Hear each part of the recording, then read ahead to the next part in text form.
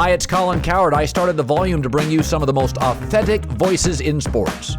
While you're here, make sure you hit subscribe. Thanks.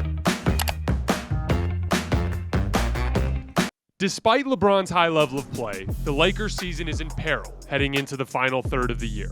AD is out at least a month, and LeBron spent All-Star Weekend doing what he does best, making both game winners and passive-aggressive comments about his front office. The MVP over there is Sam Preston. He the MVP.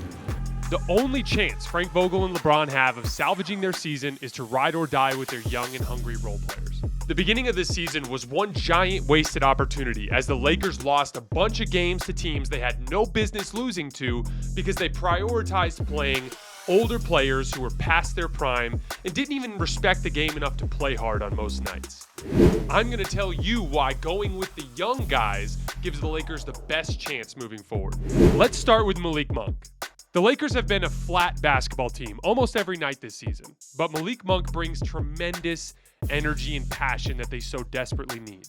The Lakers have struggled with offense all year. They are 23rd in offensive rating, but they are 8.1 points better per 100 possessions with Malik Monk on the floor because of what he brings as a microwave scorer.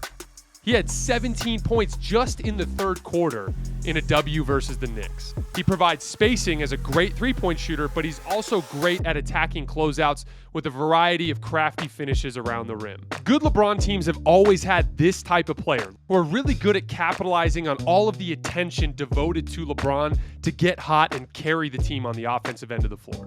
Now let's move on to Austin Reeves, who LeBron swears he knew would be great from the jump. I know what type of players I like to play with, and I knew right away that he would make an immediate impact on our ball club, obviously before himself and probably before our coaching staff and a lot of our other teammates. On offense, Austin is great at attacking closeouts too, but not just as a scorer.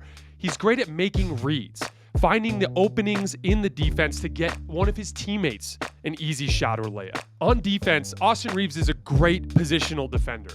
Teams love to attack him because they think he's easy to score on, but he frequently holds his own. And most importantly, it stagnates the opponent, allowing the other Lakers to rest and get ready to run the other way in transition. Taylor Horton-Tucker has had a rough year this year, especially with all the expectation Lakers fans had for him. But he's really starting to come into his own of late, particularly as a perimeter initiator. He has 26 assists to just 12 turnovers in his last 7 games. On defense, he's incredibly disruptive on the ball because of his ridiculously long arms. When he reaches in, he can disrupt even the best offensive players in the game. With Anthony Davis off the floor, perimeter defense will be incredibly important for the Lakers. Having guys like THT who can keep their man in front will be immensely valuable moving forward. Stanley Johnson has been a breath of fresh air for this Laker team because he fills that need of size and athleticism on the wing that the Lakers did not address in the offseason. Stanley's size and athleticism, in conjunction with his motor and his willingness to do the dirty work, have filled a very specific hole for the Lakers. They need someone who can guard on the perimeter, but also hold their own against mismatches in the post. On offense, Stanley's ability to handle the basketball, which he developed as a high school superstar in Southern California, has brought a very interesting weapon to this Laker team. LeBron specifically asked him to attack the rim whenever he saw an opening, and you've seen him consistently beat slower-footed bigs in transition to get to the rim. This is not a hypothesis or a theory. The Lakers flat out play better with these 4 guys on the floor. The numbers show that when they are next to LeBron, they are the most successful. They play better because they bring desperation. These guys are fighting for their spot in the league, and the Lakers are going to need that fight and desperation as they attempt to secure a playoff spot in the next month.